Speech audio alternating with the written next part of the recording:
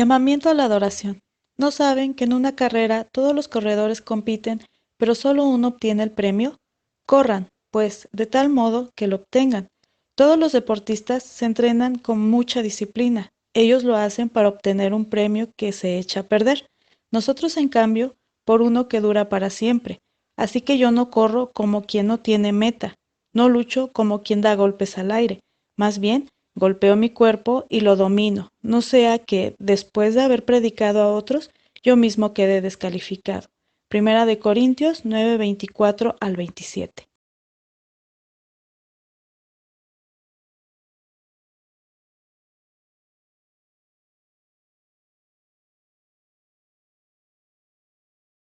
Bendito Padre, estamos delante de ti, rogando tu presencia, Señor, en esta mañana. Queremos, Señor, pedirte que tú te agrades de este culto de adoración que elevamos a ti, Señor. Te pido que perdones nuestros pecados, que nos limpies, Señor, de todo lo que nos estorba, Señor, para alabarte y adorarte. Te pido, Señor, que tú estés en medio de nosotros, de cada uno en sus hogares, Señor, pero que tú te manifiestes poderosamente en nuestras vidas, Padre. Ayúdanos a escuchar tu palabra el día de hoy, que podamos alabarte con nuestro corazón, Señor, que podamos poner en práctica todo lo que aprendamos y estar dignamente delante de tu presencia, Padre. Gracias porque hasta aquí nos has ayudado, nos has acompañado y nos has fortalecido, Señor, en todo. Ayúdanos en este tiempo, Padre, que queremos estar en comunión contigo. Ayúdanos a quitar todo lo que nuestros pensamientos estorbe para poder alabarte, Padre. En Cristo Jesús te bendecimos y te damos gracias por todas las cosas tan buenas y maravillosas que nos has dado y sostenido hasta ahora, Señor. Amén.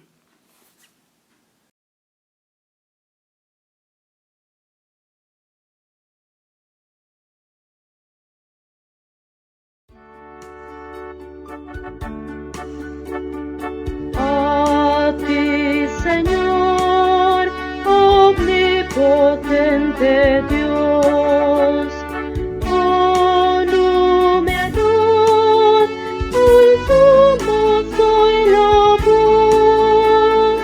A ti, oh Rey, acuda la creación.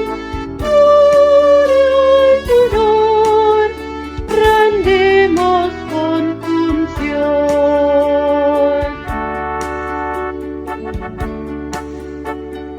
Padre de amor, confiando en tu bondad, tu dirección, venimos a implorar. Danos tu paz, concédenos valor, extiéndenos tu brazo protector.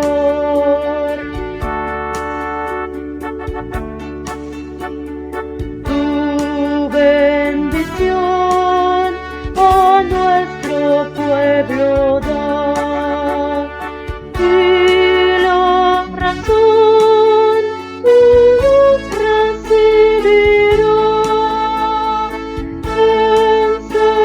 Enséñanos tus leyes a guardar, que Jesús gobierne en cada hogar. Danos poder al enfrentar el mal. A nuestro pie no dejes resbalar. Tu corrección queremos recibir. En tu lealtad deseamos de seguir.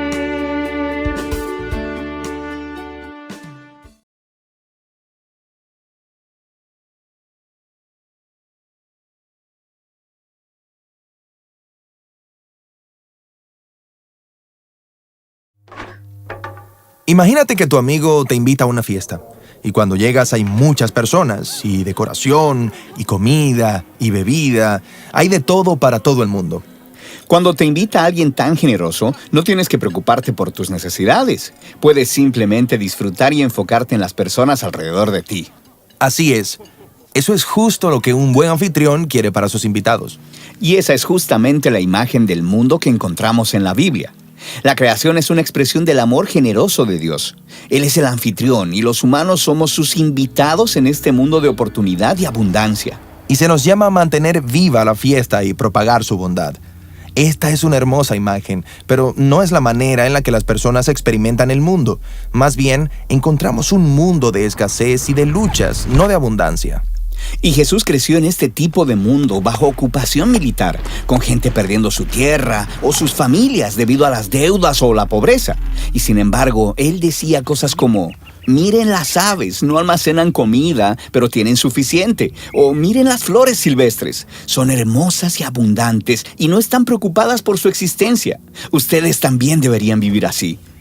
Pero Jesús de seguro sabía que las cosas no siempre resultan bien al final. O sea, a veces simplemente no hay suficiente. Y Jesús experimentó la pobreza de primera mano, pero Él vio el mundo a través de la narrativa de la Biblia hebrea, que enseñaba que nuestro problema de escasez no es por falta de recursos. Más bien, el problema es nuestra mentalidad de que no se puede confiar en Dios. Quizás Dios no me va a dar lo que necesito, quizás no va a haber suficiente y quizás debo tratar de resolverlo por mí mismo. Y una vez hemos sido engañados y entramos en esa mentalidad de escasez, podemos justificar ese impulso de cuidarnos a nosotros mismos por encima de los demás.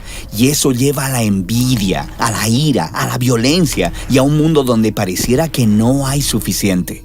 Se terminó la fiesta. Ahora es un campo de batalla. Pero Dios quiere que los humanos experimenten su generosidad y por eso Él eligió un pueblo, la familia de Abraham, y le promete que le dará la abundancia que Él quiere para todo el mundo. Dios va a proveer lo que ellos necesitan, solo tienen que confiar en su generosidad. Y a través de ellos, todo el mundo verá cuán generoso es este anfitrión. Pero eso no es lo que pasa. Los descendientes de Abraham, los israelitas, entran a la tierra de abundancia y rápidamente se olvidan del anfitrión que se las dio. Ellos actúan como si todo fuera de ellos y como si no hubiera suficiente, lo que lleva a la guerra y a la autodestrucción de Israel. Si yo fuera el anfitrión de esta fiesta, creo que me rendiría. Pero Dios no se rinde. Lo que Él hace es muy sorprendente. Él les da otro regalo. ¡Otro regalo! Sí, pero este regalo es diferente. Dios se da a sí mismo. Muy bien. Y Jesús, el anfitrión, se une a la fiesta de despojos. Y nota que Jesús vive con la convicción de que hay suficiente y de que podemos confiar en nuestro anfitrión generoso. Su mentalidad de abundancia le ha permitido vivir sacrificialmente y generosamente, aún frente a sus enemigos. Y Jesús llamó a sus seguidores a confiar como Él en la abundancia de Dios. Por eso, Él dijo cosas como: vendan sus posesiones y denle a los pobres, o no se preocupen por su vida. Él nos está invitando a vivir una narrativa diferente, una edificada en la confianza, en la bondad y en el amor de Dios. Pero vivir generosamente no significa que todo saldrá bien en la vida. Solo hay que ver a Jesús. Él fue traicionado por sus amigos y sufrió. Y no fue una sorpresa para Él. Jesús sabía que las personas se aprovecharían de su generosidad. De hecho, ese era parte de su plan. ¿En serio? Sí, piénsalo. Jesús sabía que todos hemos sido engañados por esta mentira de que no hay suficiente. Sí, es necesario vencer esa mentira. Y eso es lo que Jesús estaba haciendo. Cuando Él nos dio el regalo de su vida, la muerte de Jesús fue la expresión máxima del amor generoso de Dios. Sí, el amor de Dios puede transformar la muerte en vida y la escasez en abundancia. O como el apóstol Pablo lo dijo, conocemos el regalo de nuestro Señor Jesús, el Mesías, que aunque era rico, por nosotros se hizo pobre para que a través de su pobreza nosotros fuéramos enriquecidos. Y Jesús llamó a sus seguidores a vivir como si la fiesta real ya empezó. Sí, Él lo llamó el reino de Dios, y nuestra invitación a esta fiesta es otro regalo. La presencia personal del Espíritu de Dios nos puede enseñar cómo confiar en la generosidad del anfitrión tal como Jesús lo hizo.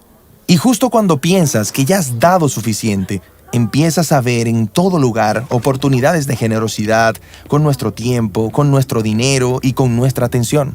Sí, una de las formas más importantes de experimentar la abundancia de la nueva creación de Dios es compartir con otros, debido a nuestra confianza en que Dios es un anfitrión generoso.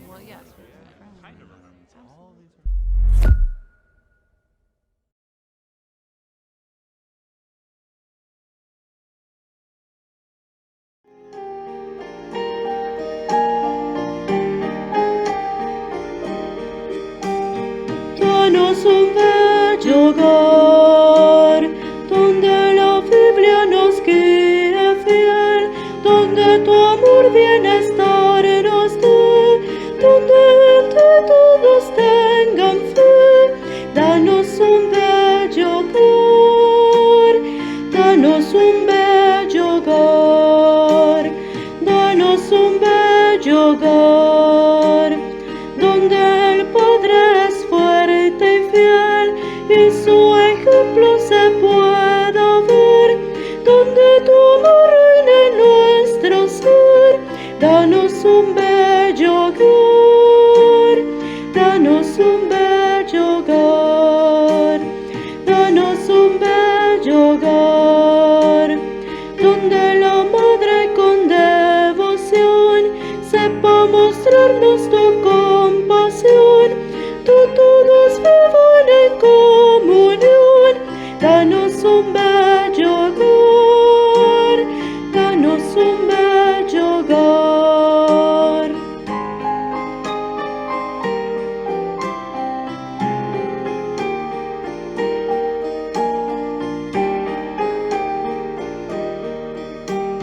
Danos un bello hogar, donde los hijos con decisión sigan a Cristo de corazón, donde respire tu bendición. Danos un bello hogar, danos un bello hogar.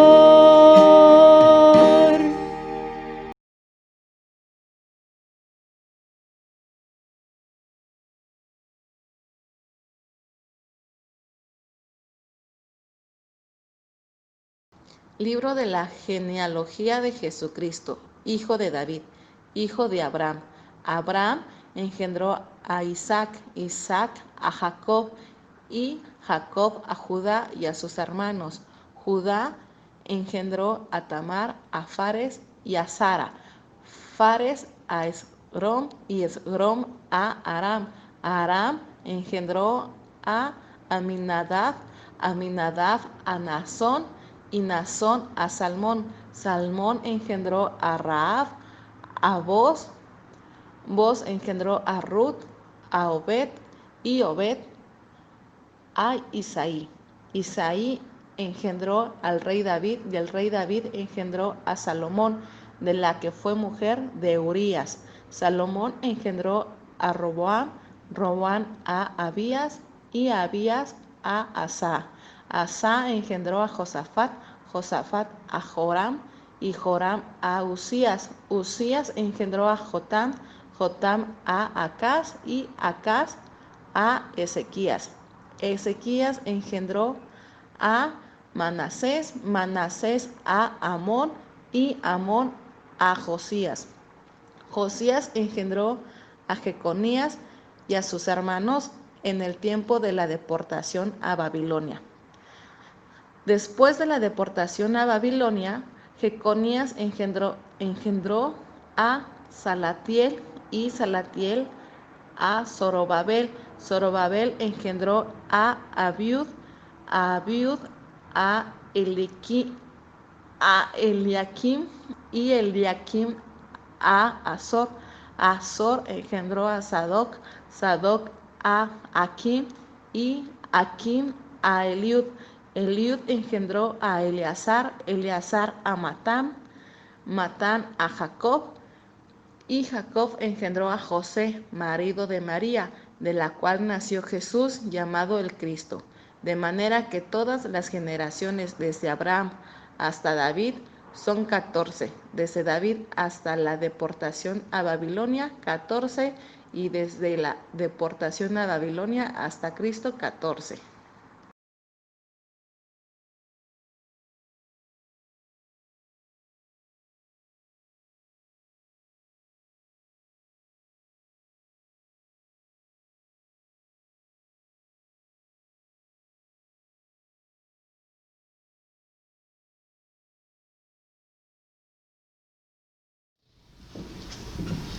Muy buenas tardes, hermanos, que el Señor les bendiga grandemente. Es para mí un gusto el poder estar nuevamente en este púlpito para predicar la palabra de Dios, después de esta semana de recuperación en donde se me han extraído 2 molares. Por ello, hermanos, a veces como que balbuceo un poco o no articulo bien las palabras. Una disculpa por ello, pero sin duda, hermanos, con gozo y alegría del estar aquí en este púlpito para predicar el día de hoy. Y lo vamos a hacer, hermanos, basados en el Evangelio según San Mateo capítulo número 1, del versículo 1 al 17, con el sermón titulado Familia Incómoda.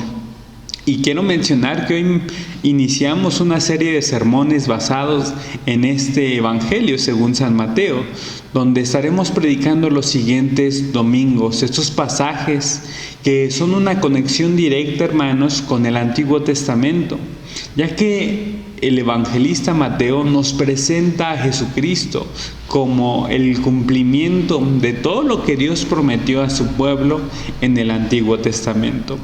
Y unos datos fundamentales de este evangelio que tenemos que saber el día de hoy es que su autor es precisamente uno de los discípulos, uno de los apóstoles de nuestro Señor Jesucristo. Por eso se llama Mateo. O también, hermanos, este apóstol fue llamado, o su nombre era Leví. Y a él, hermanos, se le conoce por una característica negativa también. Debemos de saber que su pasado inmoral como recaudador de impuestos fue algo que hizo que en el primer siglo lo tacharan, incluso reclamándole al Señor Jesucristo de que Él se juntaba con gente pecadora, que Él se juntaba con cobradores de impuestos. Mateo, hermanos, fue considerado un vendepatrias, un traidor por trabajar para el imperio de Roma. Un hombre, hermanos, sin duda, ante el estigma de la sociedad, un hombre lleno de pecado, pero un hombre que fue llamado por Dios, hermanos, que fue llamado por nuestro Señor Jesucristo, a pesar de su condición y su tacha, para poderlo convertir, hermanos, en uno de sus discípulos y posteriormente en uno de sus apóstoles. Pues a él lo tachaban de traicionero, lo tachaban de defraudador, lo tachaban de abusar de la gente. Pero en el Señor Jesucristo fue llamado para un ministerio. Él es el autor de este evangelio. Y este evangelio, hermanos, iba dirigido a las comunidades judías del primer siglo, para evangelizarlos, argumentando que tenían que tener fe y creer en el Señor Jesucristo como el Mesías que largamente estaban esperando. Por eso, constantemente vamos a encontrar que Mateo cita el Antiguo Testamento para convencer a sus lectores y a los judíos de que Jesucristo precisamente es el Mesías esperado. Pero también el Evangelio va dirigido a los gentiles, hermanos, gentiles como nosotros, subrayando que este Jesús, este Mesías, iba también a ofrecer salvación para toda la humanidad. Antes de iniciar con el sermón o continuar, hermanos, voy a invitarles a orar para pedir la dirección de nuestro Dios. Vamos a orar. Señor, gracias por tu palabra, porque nos permites hoy exponerla. Creemos, Señor, que esta es viva y eficaz y que cumple los propósitos con la cual es enviada en nuestra vida. Háblanos el día de hoy, que sea de ánimo, que sea de exhortación, que sea de aprendizaje y que sea de edificación para nosotros que somos tu pueblo. Te lo pedimos y te lo rogamos en nombre de Cristo Jesús. Amén. Quisiera comenzar, hermanos, con una pregunta muy curiosa. ¿A cuántos de nosotros nos gustan leer las genealogías de la Biblia? creo que no me equivoco al decir que a nadie nos gusta leer las genealogías, ya que muchas veces son largas, otras veces, hermanos, pues son aburridas, podríamos decir, con nombres que ni conocemos. Y muchas veces, hermanos, cuando las encontramos en la Biblia, tendemos a saltarlas. Creo que nadie de nosotros se levanta temprano y dice, hoy voy a leer mi Biblia, voy a hacer mi devocional, pero voy a leer, hermanos, las genealogías, porque son edificantes para mi vida. Y quisiera mencionar que en un tiempo yo también no les tomaba atención, no les hacía caso, hermanos. Cuando leía la Biblia y me encontraba con las genealogías, normalmente me las saltaba, pero después encontré un interés, hermanos, y la importancia que tienen las genealogías dentro de la historia bíblica, dentro del desarrollo de la salvación, y después ya no me parecieron tan aburridas. Pero las genealogías, hermanos, las genealogías eran muy importantes en la antigüedad, ya que tenían un objetivo muy específico: presentar a las personas a través de sus antepasados, a través de quiénes eran sus ancestros, y así saber cuál era tu condición social, cuál era tu situación cultural, saber de qué tribu eras para los judíos, si eras familia de los reyes o si eras familia de sacerdotes. Y estas genealogías además podían servir para confirmar si tenías posesiones familiares, si tenías tierras, si tenías algunos bienes, hermanos, y si tenías también deberes religiosos, como en el caso de los sacerdotes y los levitas, que tenían que cumplir con su ministerio en el templo. Para Mateo, hermanos, es importante que sepamos estos datos de su genealogía. Para él es importante que nosotros sepamos de dónde viene nuestro Señor Jesucristo, cuál es su génesis, cuál es su origen, porque la palabra génesis es griega y significa origen. Por eso Génesis 1 comienza así, o se llama de esta manera, los orígenes del mundo. Pero para Mateo es importante cuál es el origen, el génesis del Señor Jesucristo. ¿De dónde viene? Pues nuestro Señor Jesucristo no era cualquier persona. Por eso, hermanos, Mateo comienza su evangelio con la genealogía de Jesús, presentándonos de dónde viene, presentándonos y diciéndonos en el primer versículo: libro de la genealogía de Jesucristo, hijo de David, hijo de Abraham. Este primer versículo es muy importante, hermanos, porque Mateo, además de mostrarnos la genealogía de nuestro Señor Jesucristo, nos muestra el propósito de su evangelio en este primer versículo, que es establecer la identidad de Jesús como el Mesías, el heredero de las promesas al trono de Israel por medio de David su padre, y de ser una bendición, hermanos, para todas las naciones a través del patriarca Abraham, pues él también es hijo de Abraham, ya que en él está el cumplimiento de todas las promesas hechas al pueblo judío y también todas las promesas hechas a la humanidad, promesas que traen salvación. Mateo, hermanos, quería presentarnos a nuestro Señor Jesucristo como un digno representante de las más elevadas esperanzas del pueblo judío y de la humanidad, presentándolo como el Hijo de David, un título mesiánico, y presentándolo como Hijo de Abraham, siendo él un judío en el cual se cumplirían las promesas hechas por Dios. Esta genealogía, hermanos, que muestra Mateo es muy particular, ya que en ella, entre todos los nombres citados, hermanos, sobresalen 4 personajes femeninos que son madres. Y esto, hermanos, es muy raro para la genealogía, ya que las mujeres, hermanos, comúnmente no aparecían en estas, sino que aparecían únicamente el nombre de los varones. Si leemos, hermanos, estos versículos, vamos a encontrar el nombre de Tamar, vamos a encontrar el nombre de Rahab, vamos a encontrar el nombre de Ruth y vamos a encontrar a la mujer a la cual se le llama la mujer de Urías, que sabemos que es Betsabé. Mujeres, hermanos, incómodas para la familia de los judíos, para la historia mesiánica, ya que esas mujeres, hermanos, en un principio no gozaron de mucha estima por su origen, por su estatus social, por la vida que vivieron, por sus acciones, ya que algunas, hermanos, fueron extranjeras, no eran del pueblo judío. Algunas, hermanos, fueron conocidas por prostituirse o por ser conocidas como prostitutas, y otras por ser adúlteras y fornicarias, pues mantuvieron relaciones sexuales con hombres que no eran sus esposos.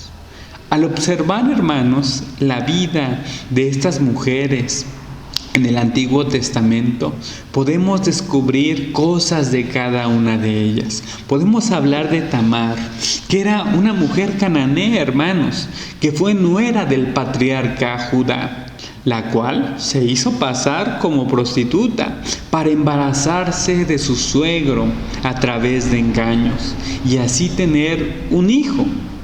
Tuvo ella, hermanos, mellizos, si recordamos lo que nos dice Génesis 38.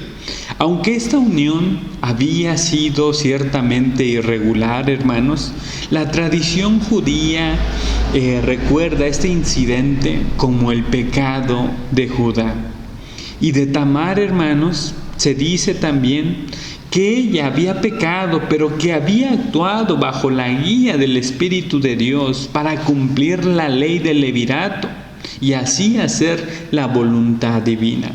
Una mujer que se atrevió a hacer acciones difíciles, en medio de circunstancias difíciles, para poder así cumplir la ley de Dios.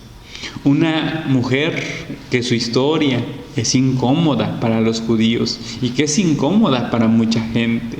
Rahab, hermanos, también era una mujer cananea, la cual era considerada una prostituta de la ciudad de Jericó. Ella, recordemos que, como nos dice la Biblia en Josué capítulo 2, ocultó a los espías israelitas en aquel tiempo, y debido a su fe y debido a su actuar a favor del pueblo de Dios, ella salvó su vida cuando Jericó fue destruida. Fue salvada ella y su familia. De eso nos dice Josué 6:25. A ella también se le cita en Hebreos y también se le cita, hermanos, en el Nuevo Testamento en Santiago. A pesar de quién era, a pesar de su forma de vivir, la tradición judía, hermanos, la recuerda como una mujer que fue heroína, ya que pudo ayudar, hermanos, para cumplir los designios de nuestro Dios. Y por el lugar que ocupó también, hermanos, entre los antepasados del rey David, jugó un papel muy importante, a pesar de que fue una mujer incómoda, porque había sido prostituta. La genealogía, hermanos, de Mateo presenta a esta mujer como esposa del israelita Salmón y madre de Boaz, aquel que sería posteriormente el esposo de Ruth. Y Ruth, hermanos, recordemos que era una moabita, era una mujer extranjera de un pueblo enemigo de Dios en la época de los jueces. Una mujer, hermanos, que se incorporó al pueblo de Dios a través de su fe y de los consejos, hermanos, no convencionales de su suegra Noemí, ya que ella le recomendó acostarse con Boaz, tener relaciones sexuales y posteriormente casarse con él. Y ella llegó a ser la abuela del rey David. Ella fue una mujer criticada, una mujer extranjera, una mujer que tuvo relaciones sexuales antes de matrimonio, una mujer que no pertenecía al pueblo de Dios. El cuarto nombre femenino, hermanos, es el de la mujer de Urías, el hitita o el eteo, con la que David, hermanos, cometió adulterio antes de tramar la muerte de su esposo. De esto nos narra segundo libro de Samuel, capítulo 11 y 12. El nombre de esta mujer, hermanos, sabemos que era Betsabé, pero el texto bíblico no la menciona por su nombre. Pese a esta relación irregular de pecado, hermanos, Betsabé, que fue la madre de Salomón, gozó posteriormente de alta estima en la tradición judía, porque Dios, hermanos, la destinó para poder continuar el linaje davídico, debemos de recordar. La tradición judía, hermanos, considera a estas 4 mujeres como mujeres incómodas, mujeres también prosélitas, que no eran del pueblo de Dios, pero que se adhirieron al pueblo de Dios, que ayudaron a cumplir los designios de Dios por medio de Israel. La promesa del Señor a Abraham, hermanos, de hacer de él una bendición para todas las familias de la tierra, comenzaba a cumplirse de algún modo por la incorporación de estas mujeres al pueblo de Dios. Esta es la genealogía de Jesús, la que nos presenta Mateo, de su familia, en donde hubo gente prominente, gente, hermanos, que sobresalía, pero así también gente incómoda ante los ojos de los hombres, ante los ojos de la sociedad en la que vivían. Pues su vivir, pues su actuar, hermanos, las tachaba. Pero ellas fueron adheridas, no por sus acciones, no por quienes eran, sino por la gracia de Dios en sus vidas. Y quisiera preguntar, hermanos, ¿cuántos de nosotros no tenemos en nuestra familia gente, parientes incómodos ante nuestros ojos? Tíos, tías, sobrinos, sobrinas, abuelos o nuestros mismos padres, que fueron tremendos, dirían, que fueron personas, hermanos, que como decían antes, eran todas unas fichitas, pues no se portaron bien, ni actuaron correctamente, hermanos, sino que andaban y vivían conforme a sus normas, sin conocer a Dios. Gente, hermanos, que podemos conocer, que hay gente que tiene varias familias, gente que tuvo varias parejas, gente muchas veces abusadora, gente golpeadora, gente que roba, gente que sacaba provecho de cualquier situación. Nosotros, hermanos, si recordamos o hacemos memoria, tenemos gente así en nuestra familia. Tenemos, hermanos, gente que a veces su forma de actuar es incómoda, ya que es, hermanos, muchas veces de doble moral. Gente que daña, gente que insulta, gente que lastima a los demás, que anda en vicios, que anda en malos tratos, gente que se dedica a vivir una mala vida. Y muchas veces por gusto, y otras, hermanos, muchas veces por necesidad. Sin duda, hay gente, hermanos, que por la situación social tiene que vivir en condiciones desagradables, vivir en condiciones que no agradan a Dios, como por ejemplo la prostitución. Hay gente, hermanos, el día de hoy que se prostituye. ¿Por qué? Por sacar adelante a una familia, por vivir en opresión, porque son esclavas de tratas de personas. Hay gente que se dedica a esto por la situación social que viven.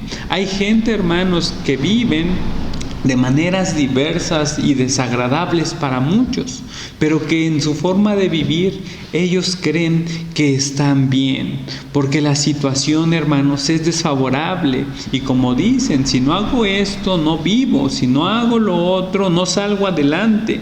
Gente, hermanos, que muchas veces es de nuestra familia, que es parte de nuestra familia, que actúan de manera incómoda, de manera, hermanos, en que a veces traen deshonra a la familia. Gente, hermanos, que es de nuestra familia, pero muchas veces, hermanos, esta misma gente llega a ser grata, llega a ser amable, llega a ser socorredora y ayudadora en momentos difíciles. Pero la gente, hermanos, de nuestra familia, y no lo podemos negar, es tremenda, al igual que a veces nosotros también lo fuimos. Familia que al final de cuentas, hermanos, muchas veces mueren como gente santa. ¿Y a qué me refiero con esto? Se dice, hermanos, que cuando uno muere se convierte en un santo o en una santa. ¿Por qué? Porque solamente la familia habla de las cosas buenas que hicieron aquellas personas. Habla de todas aquellas características que sobresalían a su favor.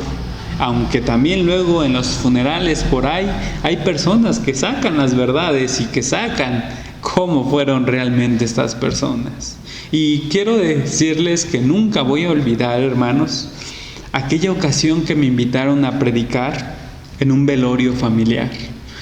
La verdad es que en esa ocasión no sabía qué predicar, no sabía qué decir por la premura de la invitación y por lo inesperado del fallecimiento de este familiar. Pero inicié mi sermón en aquella ocasión diciendo 3 afirmaciones. La primera, hermanos, es precisamente que normalmente cuando se muere la gente, todos se convierten en santos. Y se dice que las personas fueron buenas a su manera y se empieza a hablar puras cosas buenas. Y empecé con esta afirmación y posteriormente di otra. Y yo dije, yo no puedo decir que mi familiar fue bueno, porque todos lo conocieron, porque todos conocieron cómo vivió, cómo pensó, cómo actuó y todo el daño y mal que hizo. Yo diría que él fue un hombre malo. Y cuando dije eso, hubo un gran silencio, un silencio incómodo, un silencio abrumador. Y posteriormente di la tercera afirmación. Pero algo dije que puedo afirmar también, es que nadie de los que estamos aquí es bueno. Y nadie de nosotros es mejor que Él, ni va a ser mejor que Él aún estando en vida. Porque todos nos equivocamos, todos cometemos errores, todos, hermanos, pecamos. Y por eso, como dice Pablo, estamos destituidos de la gloria de Dios. Porque no hay, hermanos, en este mundo ni uno bueno. No hay aquí nadie bueno, ni uno solo. Y yo, hermanos, afirmaba en esta predicación que nosotros, hermanos, somos aceptos y agradables delante de Dios, no porque somos buenos, sino porque la misericordia de Dios puede actuar en nosotros y puede actuar en nuestra vida para poder, hermanos, traer salvación y para nosotros también comunicar salvación. Todos, hermanos, tenemos algún familiar incómodo que goza de mala reputación delante de nuestros ojos, delante de los ojos de la familia, delante de los ojos de la sociedad en la que vivimos. Pero debemos de preguntarnos, delante del Señor, ¿estas personas son incómodas? Delante del Señor, estas personas, hermanos, son personas que no merecen la gracia del Señor. ¿Con qué ojos nos ve el Señor? ¿Con qué ojos nos ha visto a cada uno de nosotros nuestro Dios? Porque el Señor, hermanos, siempre ha visto a la humanidad con ojos de amor, con ojos de misericordia. Recordemos que por esa razón dio a su Hijo unigénito, para que todo aquel que creyera en Él no se perdiera, sino más bien tuviera vida eterna, vida en abundancia. Dios, hermanos, nos ha visto a cada uno de nosotros con compasión, como ovejas perdidas, como ovejas que no tienen pastor. Y nos ha mostrado, hermanos, a cada uno de nosotros su gracia. Y nos ha dicho: yo seré tu Dios, yo seré tu pastor, tú serás mi pueblo, tú serás mi rebaño. El Señor, hermanos, nos trata con gracia y con misericordia. Y para Mateo, hermanos, esto estaba muy claro. Él sabía que, como dijo Pablo en 1 Corintios, que Dios, hermanos, había escogido a lo necio del mundo para avergonzar a los sabios, y a lo débil del mundo había escogido para avergonzar a lo fuerte, y a lo vil del mundo y a lo menospreciado Dios escogió, no, hermanos, por obras, para que nadie se jacte en su presencia, para que nadie diga: yo soy delante de Dios. Dios no nos escogió por buenos, Dios no nos escogió por inteligentes, Dios no nos escogió por guapos, Dios no nos escogió porque tuviéramos algo bueno en nosotros. Dios nos escogió porque éramos malos, porque éramos pecadores, porque no éramos su pueblo. Por eso nos escogió el Señor. Y Mateo, hermanos, así como tú y yo, había sido un hombre incómodo para la sociedad en la que vivió. Fue un hombre menospreciado.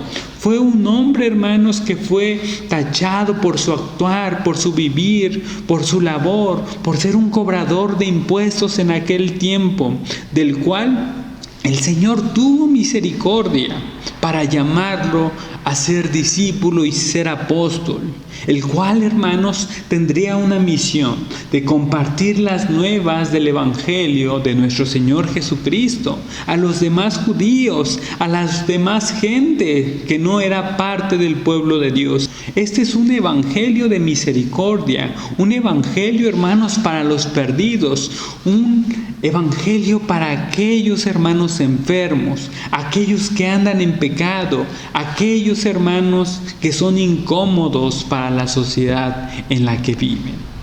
Mateo, hermanos, siendo un hombre que fue un hombre con una vida llena de pecado, cuando pone y presenta al Señor Jesucristo en esta genealogía y presenta a sus familiares, cita a estas mujeres que fueron incómodas, cita a otros hombres que también no hicieron lo bueno delante de Dios, porque sabía muy bien Mateo, hermanos, que nosotros delante de Dios no somos, hermanos, importantes por lo que podemos hacer o por lo que hacemos, sino por lo que en su nombre bendito, lleno de gracia, podemos llegar a ser únicamente en Él. Mateo, hermanos, presenta la genealogía de Jesús, recordándonos la vida de esas mujeres.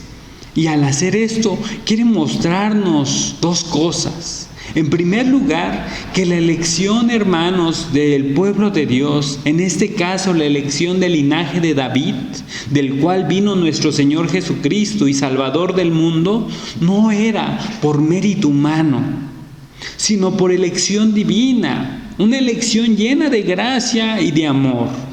Dios, hermanos, no nos elige por lo que somos o por lo que podamos hacer con nuestras propias fuerzas, no por obra, dice la Escritura, para que nadie se gloríe, sino Él nos elige, hermanos, únicamente por gracia, por misericordia y por amor. por aquello que podemos llegar a ser únicamente estando en Él. La misión, hermanos, de Dios en la obra del Señor Jesucristo no se limita a unos cuantos, a un pueblo único, como lo fue el pueblo escogido o el pueblo judío, hermanos. Por eso, en segundo lugar, Mateo, al presentarnos a estas mujeres, hermanos, nos muestra que el ministerio del Señor Jesucristo es amplio y es para toda la humanidad, pues el origen del mismo Señor Jesucristo podemos ver que en Él corría sangre gentil. En Él corría sangre de cananeas, sangre de moabitas, sangre de hititas. Y de esta manera nos dice Mateo que la obra salvífica del Señor Jesucristo no solamente es para un pueblo, sino es para toda la humanidad. Porque nosotros venimos a ser parte del pueblo, de la familia de Dios. Únicamente a través de la sangre del Señor Jesucristo, y no por carne, como lo dice Juan en su capítulo número 1. Por lo tanto, hermanos, nosotros debemos de saber el día de hoy que este evangelio ha sido, hermanos, para gente como nosotros, para gente, hermanos, que muchas veces hemos caminado afuera de los caminos del Señor, de manera que no le agradaba al Señor nuestro andar. Y hemos sido, hermanos, nosotros, familia incómoda para muchos. Hemos sido, hermanos, para otros, esa gente que no ha hecho las cosas bien. Pero en el Señor Jesucristo tenemos, hermanos, refugio en su misericordia, en su amor y su gracia, para poder cambiar esto, para poder, hermanos, ahora ser un pueblo diferente. Por lo tanto, hermanos, este mensaje debe de ser muy importante, ya que nosotros, hermanos, somos llamados a aprender de estas mujeres, aprender del propio Mateo, de su situación, y a dejar atrás nuestra vida incómoda, nuestra vida desagradable, nuestra vida de pecado, nuestra vida de malas acciones, y ser hombres y mujeres de fe, como lo fueron estas mujeres que se agregaron a esta lista de la cual desciende nuestro Señor Jesucristo. Hombres y mujeres, hermanos, que no viven según sus obras, sino que viven bajo la gracia del Señor Jesucristo. Para poder, hermanos, ser de bendición a los que amamos, para ser de bendición a nuestros hijos y a los hijos de nuestros hijos por la gracia derramada en la cruz del Calvario de nuestro Señor Jesucristo. Hermanos, ¿tenemos familia incómoda? Compartamos este evangelio de amor y de gracia. Hermanos, nosotros hemos actuado como gente incómoda. Hermanos, tengamos un momento de recapacitar en el evangelio, de saber que no es, hermanos, lo que hacemos lo que nos vuelve santos. No es lo que hacemos lo que nos vuelve aceptos delante de Dios, sino más bien, hermanos, es porque fuimos pecadores, es porque fuimos, hermanos, incómodos, es porque fuimos gente detestable en un tiempo que ahora podemos gozar de la gracia salvadora en Cristo Jesús. Hermanos, recordemos esto, recordemos este mensaje para bendición de nuestras vidas. Que el Señor les bendiga, hermanos. Amén.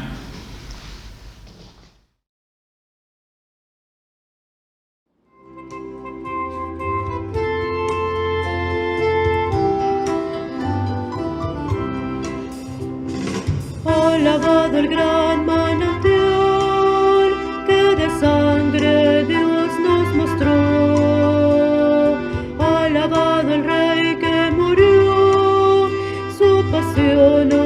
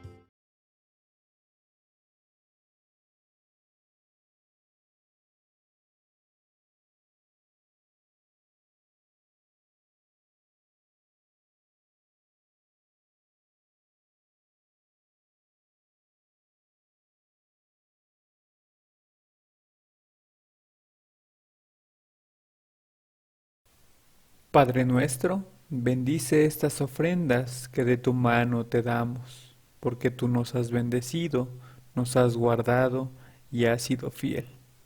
Bendice las ofrendas que sean de provecho para tu iglesia, que sean, Señor, para extender tu reino. Amén.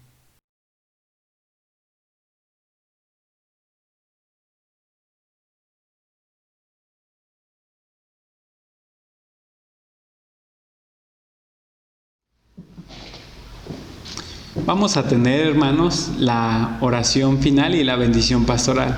Les invito a orar. Señor, gracias te damos en este día que nos permites rendirte culto. Permítenos alabarte de todo nuestro corazón. Permítenos gozarnos en ti y en tu presencia, Señor. Gracias por esta oportunidad. Gracias por este mensaje de tu palabra, Señor, para nosotros, recordándonos que no es por nuestros méritos, no es, Señor, por nuestras propias fuerzas, por nuestro propio actuar que somos aceptos delante de ti, sino porque hemos sido hombres detestables, hombres, Señor, y mujeres que no andaban en tus caminos, pero que sin duda tú tuviste misericordia de nosotros y enviaste a tu Hijo Jesucristo para redimirnos, Señor. Bendícenos hoy, cuídanos, te lo pedimos y te lo rogamos, en nombre de tu Hijo Jesucristo. Y ahora, mis amados hermanos, que el Señor les bendiga y les guarde, que el Señor les mire con agrado y les extienda su amor, que el Señor les muestre su favor y les conceda la paz todos los días de su vida, desde ahora y para siempre. Amén. Que el Señor les bendiga, hermanos.